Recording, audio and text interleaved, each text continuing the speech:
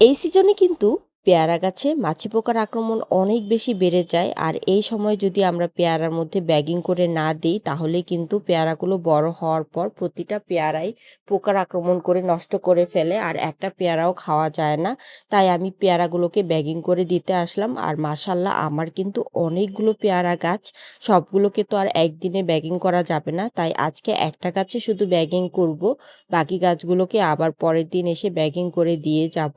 পেয়ারা ব্যাগিংয়ের সিস্টেমটা হচ্ছে, যেই পলি দিয়ে আমরা ব্যাগিংটা করব সেই পলির নিচের অংশে কিন্তু অবশ্যই দুই পাশের অংশে কেটে দিতে হবে, না হলে বৃষ্টির পানি জমে পেয়ারাগুলো নষ্ট হয়ে যাবে।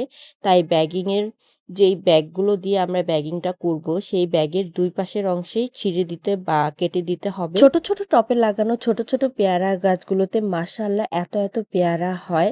আর আজকে কিন্তু আরও একটি কাজ করব পেয়ারাগুলো দ্রুত বড় করার জন্য। যেই ডালে পেয়ারা সেট হয়েছে সেই ডালের মাথাটা ভেঙে দিতে হবে বা কেটে দিতে হবে, এতে করে পেয়ারা দ্রুত বড় হয়ে যাবে। এই সময় কিন্তু গাছে খাবারের চাহিদা অনেক বেশি থাকে, তাই এই পেয়ারাগুলো ব্যাগিং করার পর বা ব্যাগিং করার আগেই একবার খাবার দিতে হবে, আবার যখন পেয়ারাগুলো আরেকটু বড় হবে তখন আরেকবার খাবার দিতে হবে, যাতে দ্রুত পেয়ারাগুলো বড় হয়ে যায়।